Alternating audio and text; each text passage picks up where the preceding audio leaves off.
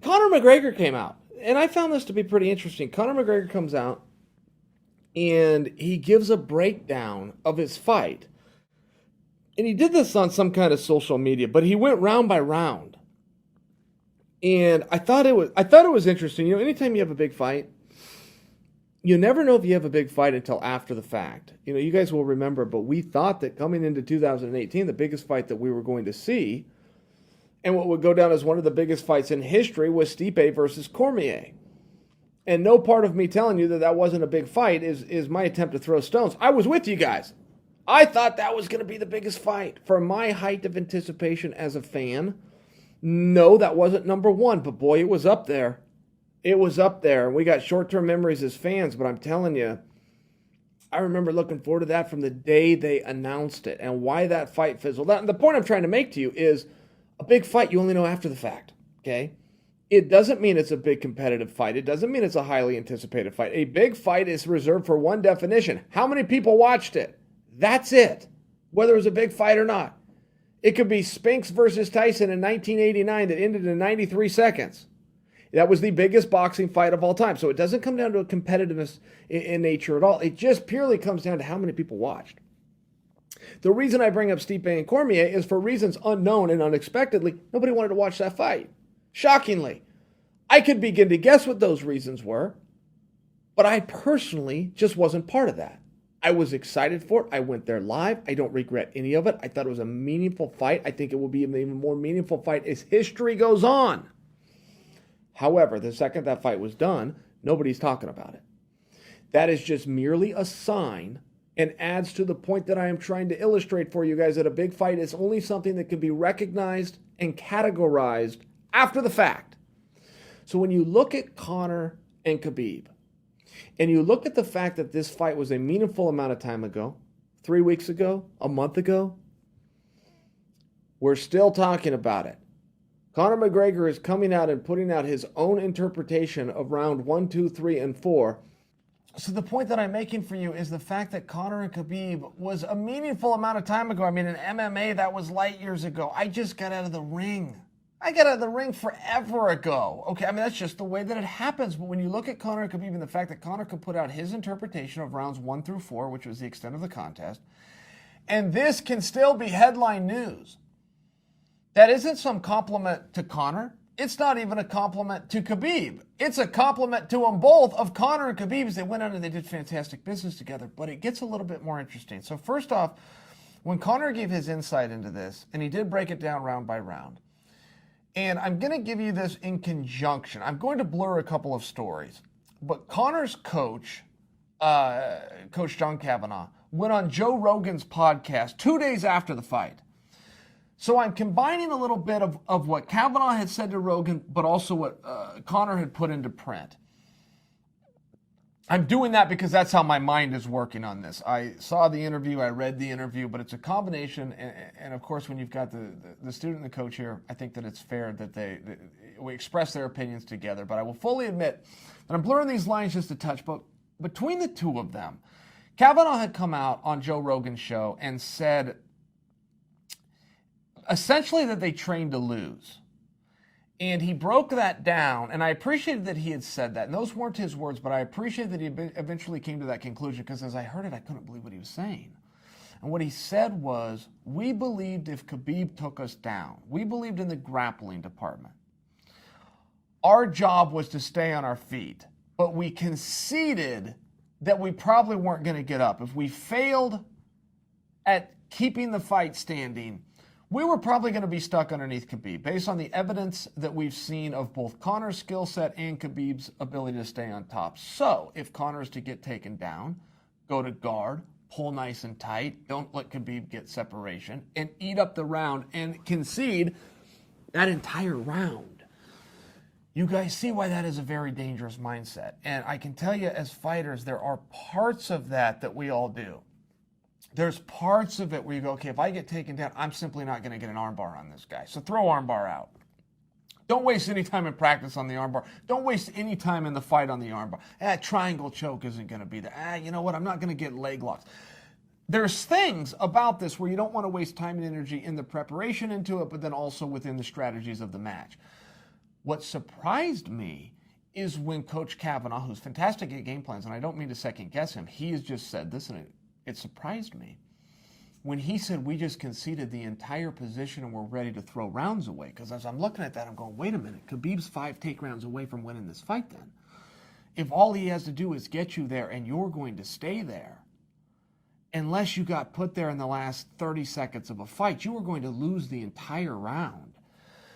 So I thought that was very interesting. When Conor weighed in on it, he kind of said the same thing. And it was open to interpretation if Conor was throwing a coach under the bus or not. I don't know that I thought that he went that far, as much as, look, these guys handled strategy, and here's what the strategy was, and then I handled the actual competition itself, and here's my end of it. So I saw some talk online, is why I wanted to clarify that. I don't know that I agree that Conor threw any coaches under the bus. I think it was more of a team effort. Well, here's what part of the team was doing, and here's what the other part of the team, myself, was doing. And I thought he was okay on that. I thought he was just being candid. But one thing, when a fighter comes out and speaks very candidly, I don't see them get a whole lot of credit for it. I think that it's very refreshing, particularly when you have a performer, particularly when you have a character like Conor. I don't think you get a whole lot of those real moments. And why he would choose to go to that platform, I have no idea, but I don't think it matters. I don't know why we couldn't just sit back and enjoy it. And as I read it, he was being very introspective. He was being very objective. I took it as a very candid moment. I don't think there was any PR stunt to this. I don't think anybody edited. I think he was up late one night having some thoughts. I've been there a million times myself, and he decided to start typing them out. I thought it was a really interesting piece. If you guys haven't seen it, I would encourage you to go see it. But some other stuff that's come up, and the fact that we could even be talking about this fight, the fact that we're even talking about this fight 3 and 4 weeks after the fact just speaks to the magnitude. And there's really nothing there to credit or copy, or if you're a young fighter, to go back and steal so that you can have one of those fights. It's not really a situation like that. It's more of something that just happens organically after the fact, and there seems to be continual talking points. But one of the tremendous signs, and I never like being worked. I don't like being the worker. I like being the worker. I like everybody else to be the mark. But one way you know when you are getting worked, or one thing that has to send your feathers up, is if the guy has a cash out at the end of it. If a guy begins to lure you into something where he's then going to go and hit the cash register. Conor did just the opposite. Whereas he also said, in conjunction with this piece where he broke down round by round, but in the last number of days, he's come out and said, no, I don't have to fight Khabib next. It could be somebody else. It could be Tony. It could be an up-and-comer. It could be even I can do it down the road. Now, I didn't know where he was going with that, which leads me to the conclusion he wasn't going anywhere with it. He was just being an honest guy saying, maybe I got knocked off my perch and maybe a title fight isn't my next fight. I got a whole bunch of money and a whole bunch of fame and a whole bunch of run, but if I got to go be a contender like everybody else to get my feet wet and get back in there and get the opportunity I want, then I'm willing to take it. And I thought it was one of the cooler things that he said. I just want to make sure that he gets credit for it, but this was my interpretation of it. There was no way to cash in on breaking down or throwing a coach under the bus, which I think is a misinterpretation and misrepresentation, but it still creates a little bit of dialogue over pizza with the boys. When he's doing that, but then he doesn't have his finger on the scale, and he openly says, yeah, I can be another competitor. I thought it was a very great moment. I thought it was a very organic week. I thought that it was appropriate. I think it also helps to diffuse the power that Khabib has. And don't forget, in this situation, that's the one thing that Conor lost. He lost control of the power. And even though he was the biggest star, and even though he was the highest paid, and even though he would have the most influence because of those two aforementioned things, when you have an opponent who does not care about the money and he's in prize fighting, and that's what you have with Khabib, all of a sudden logic goes out the window. What you could logically do, and we would logically expect other fighters to respond to, which is the money and the payday and the rematch. When you have a guy like Khabib that says, I don't care about any of them, you can keep the money. In fact, I might just leave the sport right now. When the guy says it, but you happen to believe him, he now just took the power. In any situation, whoever can care less, and I'm not saying to be careless, I'm saying to care less, then the other guy has the power. Conor's never been in that spot before. So what is Conor supposed to do when he says, I want a rematch, and for the last 5 years, anybody's name that comes out of his mouth ends up on the other side of that contract, ends up standing across the ring from him, ends up having a great moment and a great experience in a high-profile fight and a big payday, and we are in a business here. What do you do when that guy says, I don't care? And you believe him. To say I don't care is one thing. When the guy says I don't care and you believe him, what do you do? The answer is you do what Conor did, and you say, then I'll fight someone else. If you don't care, I really don't care. And while you're sitting in front of a commission, I'm going to be building up a pay-per-view. That was exactly the way you handle that. That was the only way to handle that. And that does not take back the driver's side of the car from Khabib. But it helped to level it a little bit.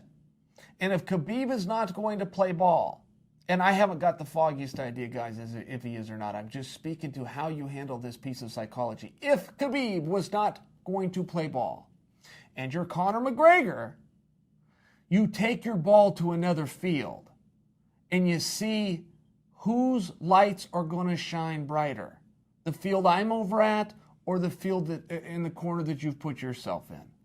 You don't know that answer until you get there. But when you're confronted with a situation where a guy doesn't want to do business the way that business has been traditionally done, you have to try something different. And that's what Conor did. And even if Conor wants to go into the rematch with Khabib, even if he wants to go into a boxing match with somebody else, even if he wants to sit on his ass and do Ireland, in Ireland, when a guy is coming in and he's starting to take control of that car that is your car, you've got to get his name out of the headlines. When two people are in a headline, one person is getting the shine. That's it. There's never been a tag team that was equal. There's never been an NBA team that was equal. There's never been a football team. One guy gets the endorsements. One guy goes on the cover of the Wheaties box. Not all of the Patriots go on the Wheaties box. One guy. One guy gets the MVP. So if you were the guy in the spotlight, which Conor McGregor is, and somebody else is starting to dim that light because he's not logically playing ball, the very least thing that you would give him is a bump. You will get him out of the headline by getting his name away from yours. I don't know that Conor McGregor has the forethought to do that as well thought out as I just said it for you, but I will tell you, even if it was unintentionally, that's what happened here. And if you want to see a big fight with Khabib, if it's not Conor next to it, there are other options. You bet there are. Tony Ferguson can go into that mix any which way he wants, but it's not the same thing. You could take Khabib and a dance partner of his choice, put him any night, any numbers, any box office, any way you want to do it against Conor McGregor, an opponent of his choice. And you're going to find out who the A-side is.